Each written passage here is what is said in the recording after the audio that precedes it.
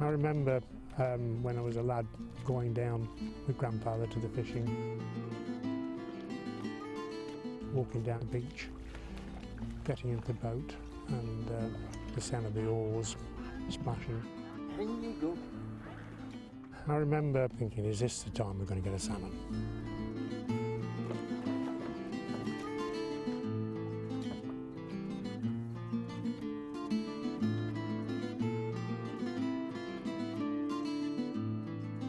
Sometimes he would ask me to carry the salmon up the beach and put them in the boxes, and I remember struggling under the weight of them.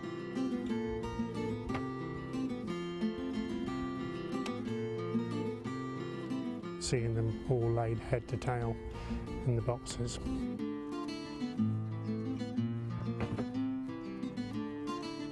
They went into Perth to the sidings, and they would be sorted into various sizes ready for the market. Then they would be packed in ice, put onto the sidings, ready for the train to go off to Billingsgate in the morning.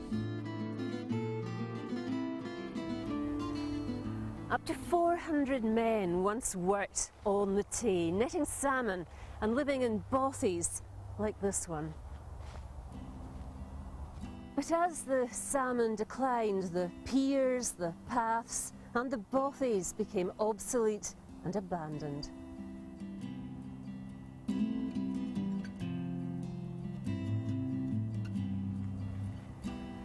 So the river today is a quiet place, but that could change because 50 years after working with his grandfather netting salmon, David Clark has returned to buy a major fishing beat, and he plans a serious transformation.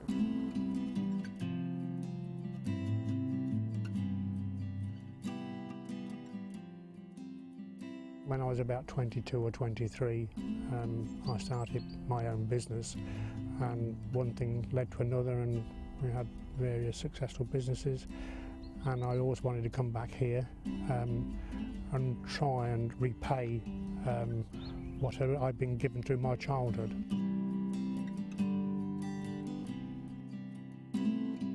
That's really my ambition, to actually put a mark to say thank you, Granny and Grandad, for everything you did for me.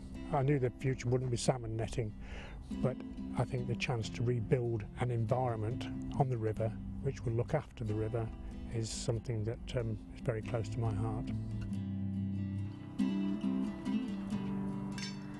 David's vision of a living Tay involves river rangers, paths for cycling and walking, renovated bothies for tourist accommodation, and a network of river taxis.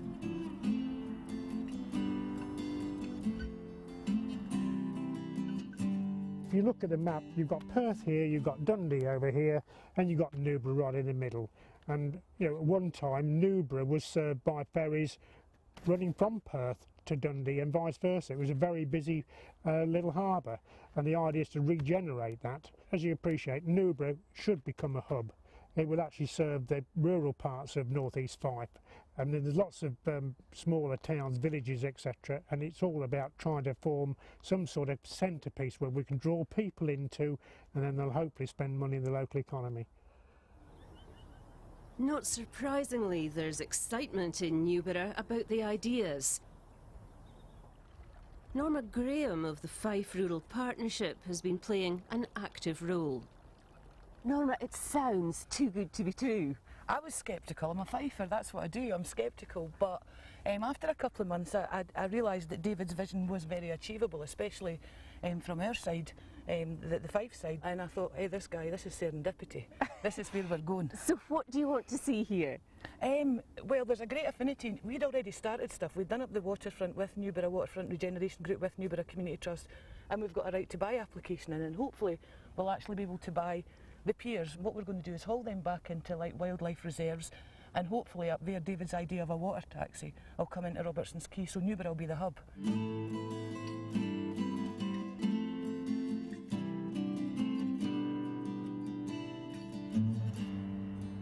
Upriver in Perth, where the new flood defences restrict views of the Tay, the proposal is to build a piazza area, walkways, bridges and pontoons, making the river more accessible.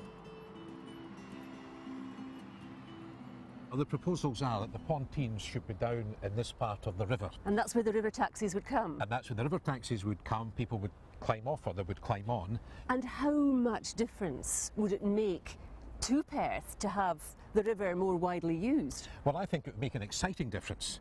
Paris has the Seine, Rome has the Tiber, London has the Thames. Why can't we use this beautiful river to get more people onto it and to make the River Tay much more accessible to many more people much more often?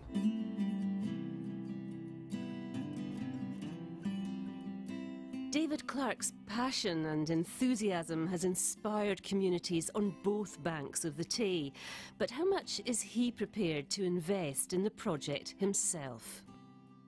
Well, an awful lot of time, an awful lot of effort, an awful lot of passion and a substantial amount of money. I mean, we've probably already invested £500,000 into the system already. Is it a pipe dream? It's not going to happen today, it's not going to happen tomorrow, but over the next 10 years, 90% of it will be delivered. And have you always been successful, or do you make things work? Touch wood, I haven't had many dreams that haven't turned into reality anyway, so I think this one will be easier to deliver than a lot of crazy ideas I've had in the past.